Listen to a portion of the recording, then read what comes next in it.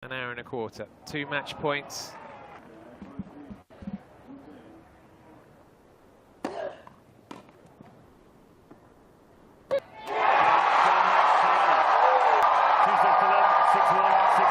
Alexandra Ayala, the national hero of the Philippines, has started her Wimbledon campaign with a win and books a place in the second round. Kagulat World, isang napakalaking pahayag ang ginawa ni Alexandra Alex Ayala sa opening round ng Wimbledon 2026 matapos niyang durugin ang Mexico's Renata Zarazua sa dominanteng 6-1, 6-2 na panalo sa Court 12 ng All England Club. Bilang number 29 seed, ipinakita ng 21 anyos na Pinay na handa siyang makipagsabayan sa pinakamahusay sa mundo at patunayan kung bakit siya ang kauna-unahang Filipina na naging seeded player sa Grand Slam singles main draw. Mula sa unang game pa lamang ay kontrolado na ni Alex ang laban. Hindi niya pinayagang makabuo ng momentum si Zarazua na dati pang nakatalo sa kanya noong 2024 sa hardcourt.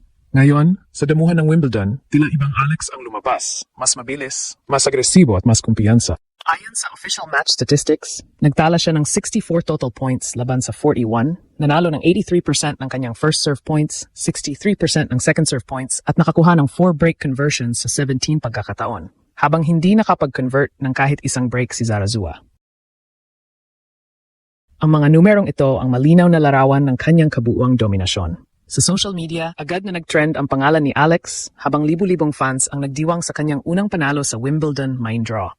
Marami ang nagsabing isa ito sa pinakakumpletong performances niya ngayong grass season matapos ang kanyang magagandang resulta sa Birmingham at Berlin. Maging ang ilang international commentators ay humanga sa composure, court coverage at maturity ng batang Pinay. Ngayon, isang hakbang na lang ang pagitan ni Alex sa mas malalim na pagtakbo sa Wimbledon. At kung ganito ang antas ng kanyang laro, malinaw na marami pang sorpresa ang maaari niyang ihatid sa tennis world. Kung may naghihintay na mahigpit na laban sa pagitan ni Alex at Renata Zarazua, mabilis yung nabago matapos ang unang ilang games. Mula sa pagbukas ng laban, ramdam na agad ang kumpiyansa ng Pinay star. Malinis ang kanyang footwork, mabilis ang kanyang paghahanda sa bawat rally, at halos bawat forehand ay may lalim at bilis na nagpahirap sa Mexican veteran. Hindi man naging perpekto ang kanyang first serve percentage na nasa 60%. Naging napakabisa naman ito dahil nanalo siya ng 83% ng kanyang first serve points. Mas kahanga-hanga pa rito ang kanyang 63% winning rate sa second serve, isang indikasyon na kahit hindi pumapasok ang unang serbisyo ay kaya pa rin niyang kontrolin ang punto. Patay sa opisyal na statistics, nagtala rin siya ng 64 total points kumpara sa 41 lamang ni Zarazua, isang malaking agwat na nagpapakita kung gaano kalaki ang kanyang dominasyon sa buong laban. Sa unang set, mabilis na nakuha ni Alex ang momentum. Agresibo ang kanyang return game at paulit-ulit niyang napipilitang magkamali si Zarazua sa mahabang baseline exchanges.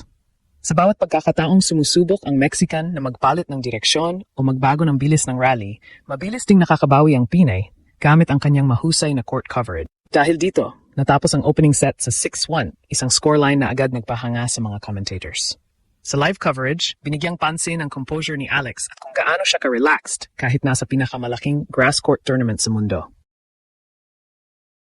Pagdating sa ikalawang set, sinubukan ni Zarazua na maging mas agresibo sa kanyang serbisyo at ground strokes. Ngunit bawat pag-atake niya ay may katumbas na mas matalim na depensa mula kay Alex. Ilang beses niyang naipasok ang malalalim na cross-court forehands bago tinapos ang puntos sa pamamagitan ng matalinong placement o mabilis na paglapit sa net.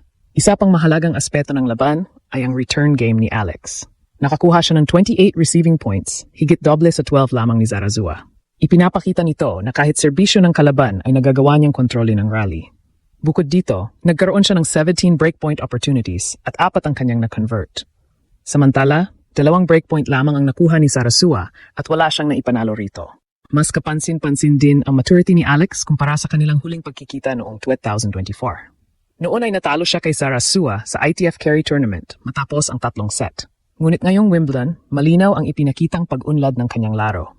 Mas malakas na ang kanyang serve, mas disiplinado ang kanyang shot selection, at mas kalmado siya sa mga pressure moments. Hindi rin ito isang isolated performance.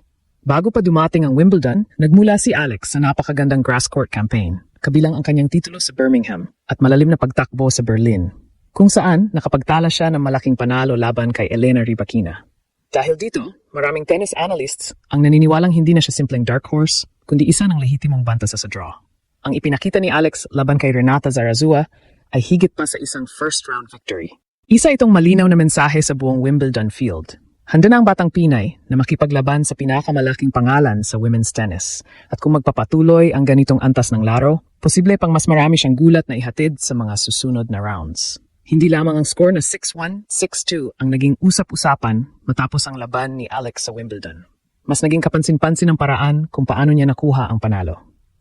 Sa loob ng halos 78 minutes, halos walang pagkakataon si Renata Zarazua na makontrol ang takbo ng laban.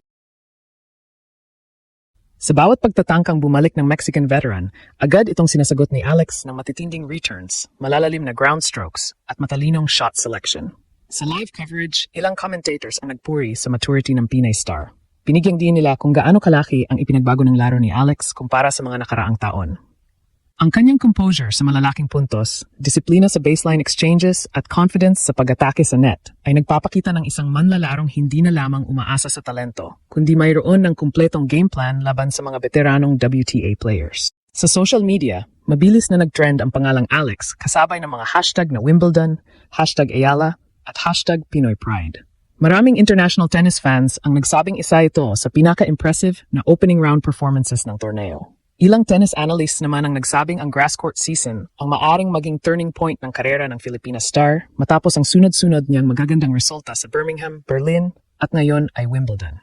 Marami ring fans ang nagbalik tanaw sa naging paglalakbay ni Alex. Ilang taon lamang ang nakalipas, isa siyang junior Grand Slam champion na nangangarap makapasok sa pinakamalalaking torneo.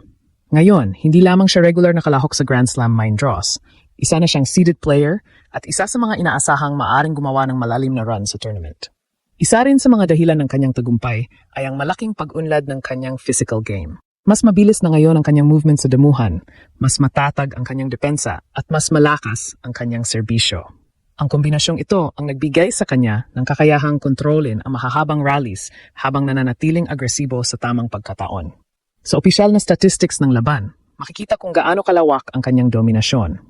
Bukod sa 64-41 na lamang sa kabuang puntos, nanalo rin siya ng 12 games laban sa 3 ni Zarazua. Nakapagtala rin siya ng 7 magkakasunod na games, isang senyales na tuluyang nawala ang momentum ng kanyang kalaban matapos ang unang bahagi ng laban. Ngayon ay nakatuon na ang pansin sa kanyang susunod na assignment sa second round. Mas mataas na ang antas ng kompetisyon habang lumalalim ang torneo, ngunit dala ni Alex ang napakalaking momentum. Ang kanyang kasalukuyang porma sa grass court ay nagbibigay ng kumpiyansa sa maraming analysts na kaya niya makipagsabayan kahit sa mga nasa top 20 ng WTA rankings. Para sa Philippine tennis, ang panalong ito ay higit pa sa isang simpleng first-round victory. Isa itong patunay na unti-unti nang nagbubunga ang maraming taon ng paghahanda, pagsasanay at sakripisyo ni Alex. Bilang unang Filipina na naging seeded player sa Wimbledon at ngayon ay nakauha ng kanyang unang panalo sa prestihiyosong torneo, lalo niyang pinatatatag ang kanyang pangalan bilang isa sa pinakamahalagang atleta sa kasaysayan ng Philippine sports. At kung ang ipinakita niya laban kay Renata Zarazua ang magiging pamantayan ng kanyang laro sa mga susunod na rounds, malinaw ang mensaheng ipinadala ni Alex sa buong tennis world. Hindi na siya basta promising young player. Isa na siyang tunay na contender na kayang manggulat ng sinuman sa pinakamalaking entablado ng tennis.